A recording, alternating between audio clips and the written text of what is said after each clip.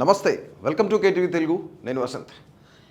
ప్రస్తుతం ఉన్న రాజకీయ పరిస్థితుల దృష్ట్యా రానున్న ఎన్నికల్లో బీజేపీ టార్గెట్ ఏంటి అసలు ఈరోజు మన అనాలిసిస్లో తెలుసుకుందాం.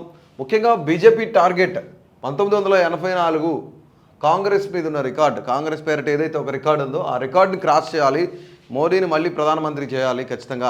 అంటే గతంలో గెలిచిన దానికన్నా కూడాను ఇప్పుడు కొంచెం ఇంకా బీజేపీ అన్ని సంఘాలు కూడాను, బీజేపీ నాయకులందరూ కూడాను చాలా యాక్టివేట్ అయిన పరిస్థితి ఉంది దేశంలోనే. దానికి ముఖ్యమైన కారణాలు తెలుసుకోవాలంటే ప్రజలు కూడా ఎక్కువగా ఎందుకు నమ్ముతున్నారు మోదీని కానీ బీజేపీ గవర్నమెంట్ కానీ అంటే ప్రధానంగా చూసుకున్నట్లయితే ఇక్కడ ఇంతకుముందు జమ్మూ కాశ్మీర్లో ఎప్పటి నుంచో ఉన్న గొడవ ఏదైతే ఉందో ఆర్టికల్ 370 రద్దు చేశారు.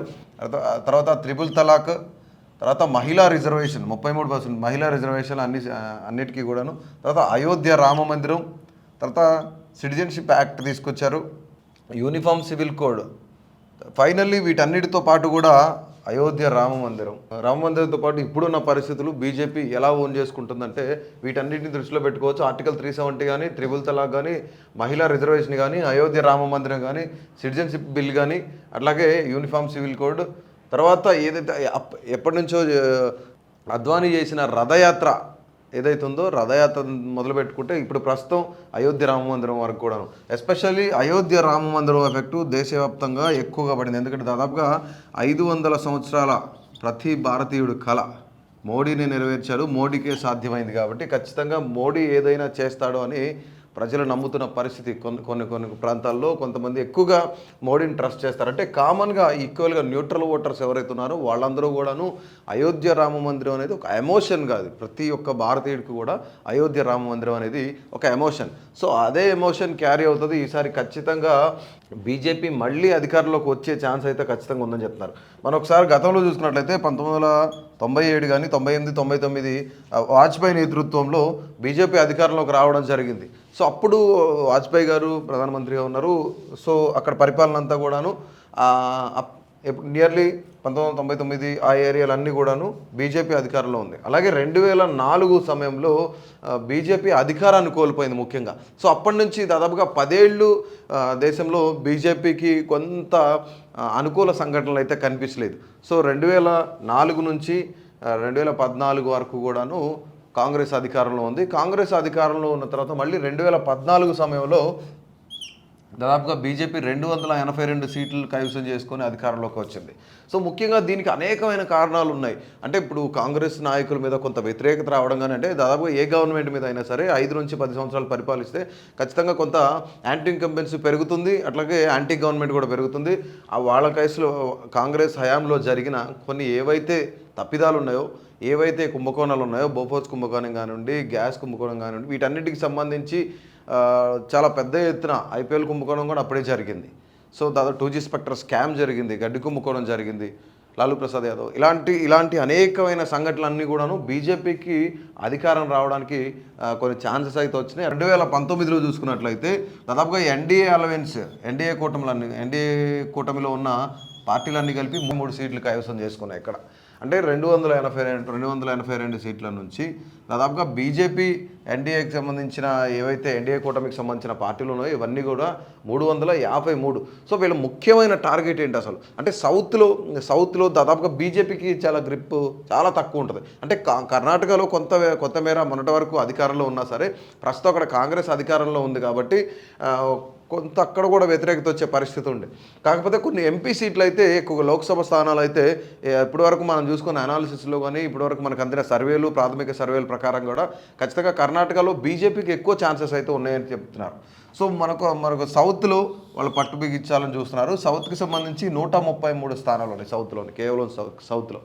మనం ఆంధ్రప్రదేశ్ కానీ తెలంగాణలో కొంతమేర వాళ్ళకి మంచి ఫలితాలు ఉన్నా, సానుకూల ఫలితాలు వస్తున్నా సరే అనుకూలంగా ఉన్న ఆంధ్రప్రదేశ్లో బీజేపీ అంత ప్రభావం చూపే అవకాశం లేదు, పెద్దగా ఓటు బ్యాంక్ కూడా లేదు. కానీ అక్కడున్న ఆంధ్రప్రదేశ్లో ఉన్న టీడీపీ కానీ, జనసేన కానీ, వైసీపీ కానీ ఈ మూడు పార్టీలు కూడా బీజేపీకే అనుకూలంగా ఉంటాయి. ఎందుకంటే వీళ్ళల్లో ఆల్రెడీ జనసేన ఎన్డీఏ కూటమిలో ఉంది, టీడీపీ పొత్తుల కోసం ప్రయత్నిస్తోంది బీజేపీతో. ఇది కాకుండా వైసీపీ అటు ఇటు కాకుండా చాలా న్యూట్రల్గా ఉంటుంది. కారణం ఏంటంటే వీళ్ళకున్న క్రిస్టియన్ ఓటింగ్ కానివ్వండి, అలాగే మైనారిటీ ఓట్లు, మైనారిటీ ఓటింగ్ నిమిత్తం జగన్మోహన్ రెడ్డి బీజేపీలో జాయిన్ అవ్వడు. కాకపోతే ఏది ఏమైనా సరే వీళ్ళిద్దరి మధ్య ఫ్రెండ్షిప్ అనేది కొనసాగుతూనే ఉంటుంది. అలాగే వైసీపీ అలాగే బీజేపీ వీళ్ళిద్దరి మధ్య ఫ్రెండ్షిప్ అనేది కొనసాగుతూనే ఉంటుంది. అలాగే జనసేన ఆల్రెడీ ఎన్డీఏ కూటమిలో ఉంది.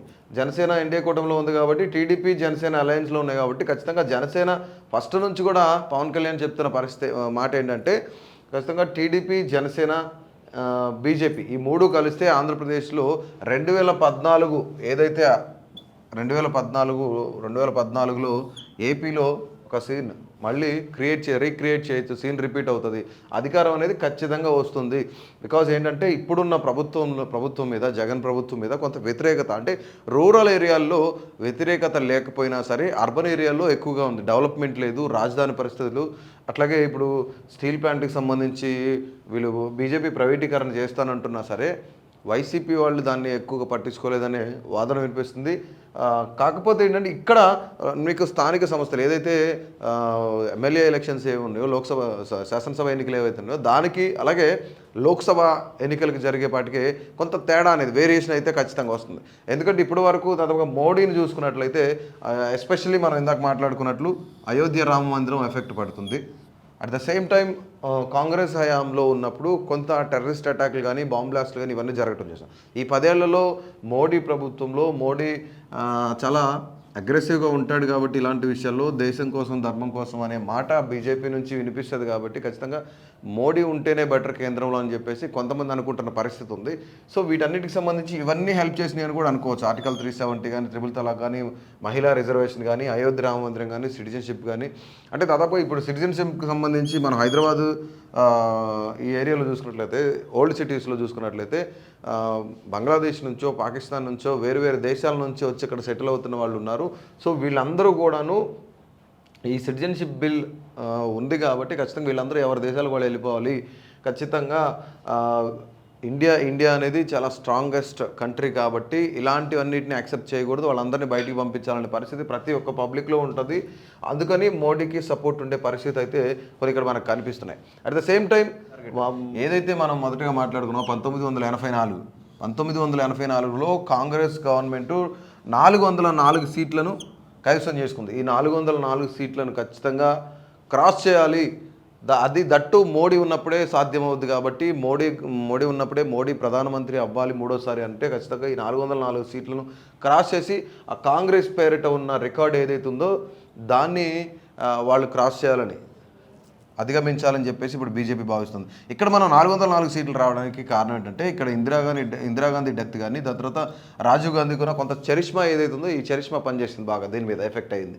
సో ఖచ్చితంగా ఇప్పుడు మోడీ గవర్నమెంట్ కానీ లేదంటే ఇప్పుడున్న బీజేపీ నాయకులందరూ కూడా భావించేది 1984 కాంగ్రెస్కి ఏదైతే ఒక పెద్ద రికార్డు ఉందో ఆ రికార్డుని క్రాస్ చేయాలి, 404 సీట్లు ఖచ్చితంగా క్రాస్ చేయాలని చెప్పేసి వీళ్ళు భావిస్తున్న పరిస్థితి. సో మెయిన్గా బీజేపీ యొక్క టార్గెట్ అది 2024లో బీజేపీ టార్గెట్ 1984 కాంగ్రెస్ పేరిట ఉన్న 404 సీట్లు, అత్యధిక సీట్లు గెలుచుకున్నారు. దాన్ని క్రాస్ చేయడమే. ఇప్పటికీ 353 స్థానాలు ఎన్డీఏ 2019లో చాలా బలంగా ఉంది కాబట్టి ఖచ్చితంగా ఏదైతే మనం అనుకుంటున్న దక్షిణాదిలో సౌత్లో 133 స్థానాలు ఉన్నాయో 133 స్థానాల్లో ఖచ్చితంగా ఇదంతా రిపీట్ చేయొచ్చు, ఇవన్నీ క్రాస్ చేయొచ్చు, ఖచ్చితంగా ఈ టార్గెట్ని క్రాస్ చేయొచ్చు అనే పరిస్థితి ఉంది. ఎందుకంటే మరీ ముఖ్యంగా ఇక్కడున్న ఏవైతే టీడీపీ జనసేనకు సంబంధించిన సీట్లు కానీ ఏవైతే ఉన్నాయో అలాగే వైసీపీకి సంబంధించిన సీట్లు ఉన్నాయో దాదాపుగా 2 తెలుగు రాష్ట్రాల్లో ఏపీ అట్లాగే తెలంగాణ చూసుకున్నట్లయితే దాదాపుగా 42 స్థానాలు లోక్సభ స్థానాలు ఉన్నాయి. ఈ 42 లోక్సభ స్థానాలు బీజేపీ అకౌంట్కి వెళ్ళాలని చెప్పేసి బీజేపీ భావిస్తుంది. అట్లాగే కర్ణాటకకు సంబంధించి దాదాపుగా 29లో కనుక ఖచ్చితంగా 20 సీట్లు 22 బీజేపీకే వచ్చే ఛాన్సెస్ ఉన్నాయి. మనకి ఇక్కడ దాదాపు ఈ 42 + 22 వేసుకుంటే దాదాపుగా 64 స్థానాలు సౌత్ నుంచి బీజేపీకి వెళ్ళే పరిస్థితి ఉంది ఖచ్చితంగా. అంటే ఇక్కడ మనం తమిళనాడు కానివ్వండి, కర్ణాటక కానివ్వండి, తర్వాత కేరళ కానివ్వండి, ఈ ప్రాంతాల్లో కర్ణాటకను మైనస్ చేసుకుంటే కనుక తమిళనాడు, కేరళ రెండు కూడా ఇండియా కూటమికి చాలా స్ట్రాంగ్గా ఉన్నాయి. ఇండియా కూటమి స్ట్రాంగ్గా ఉంది కాబట్టి ఖచ్చితంగా ఈ స్థానాలను వదిలేసినా సరే దాదాపుగా 133లో సగానికి పైగా దాదాపుగా 78-79 సీట్లు కైవసం చేసుకోవాలని చెప్పేసి వీళ్ళు చూస్తున్నారు. తమిళనాడులో కనీసం 4 సీట్లు గెలుచుకునే అవకాశం ఉందని మనం అనుకున్న గతంలోనే. కేరళలో కూడా ఒక 2 సీట్లు ఇక్కడ నుంచి, అంటే ఈ ఒక 6 సీట్లు దాదాపుగా 70 సీట్ల పైనే ఇక్కడ బీజేపీకి వచ్చే ఛాన్స్ ఉంది. ఖచ్చితంగా ఈ టార్గెట్ని వాళ్ళు రీచ్ చేయడమే, ఈ టార్గెట్ని క్రాస్ చేయడమే ఖచ్చితంగా 1984 కాంగ్రెస్ పేరిటున్న రికార్డ్ని వాళ్ళు క్లోజ్ చేయాలి. వీళ్ళ పేరున ఒక కొత్త రికార్డ్ అయితే సృష్టించాలి, న్యూ వన్ అయితే సృష్టించాలని చెప్పేసి బీజేపీ భావిస్తోంది. సో ఖచ్చితంగా ఇది ఎంతవరకు సాధ్యమవుతుంది, ఎంతవరకు సాధ్యం కాని పని అనేది మరొక 2 నెలల్లో తేలబోతుంది. ఖచ్చితంగా బీజేపీకి ఇప్పుడున్న వేవ్ కానీ బీజేపీ మోడీ ఫేజ్ కానీ ఖచ్చితంగా ఈ టార్గెట్ని రీచ్ అయ్యే అవకాశాలే ఎక్కువ ఉన్నాయని కూడా ప్రస్తుతం ఉన్న ఎలక్షన్ మోడ్ని బట్టి మరొక 2 నెలల్లో జరగబోయే ఎలక్షన్స్లో ఖచ్చితంగా బీజేపీ పరిస్థితి ఎలా ఉండబోతుంది, కాంగ్రెస్ భవితవ్యం ఏంటి, మోడీ అన్నట్లుగా కాంగ్రెస్ కనీసం 40 సీట్లన్నా తెచ్చుకోగలుగుతుందా అనే మోడీ మాట ఎంతవరకు దాని అనుకున్న ఆంతర్యం ఏమిటో కూడా మరొక 2 నెలల్లో ఖచ్చితంగా మనం అందరం తెలుసుకోవచ్చు. సో ఖచ్చితంగా ఇలాంటి పొలిటికల్ అప్డేట్ కోసం అలాగే ఎప్పటికప్పుడు ఫ్రెష్ న్యూస్ అందించడానికి కేటీవీ ఎప్పుడు కూడా ముందుంటుంది. ఖచ్చితంగా ఇలాంటి మినిట్ టు మినిట్ అప్డేట్స్ కోసం కేటీవీ తెలుగును సబ్స్క్రైబ్ చేయండి, అలాగే ఫాలో చేయండి. Please subscribe to KTV Telugu. KTV Telugu. KTV Telugu channel.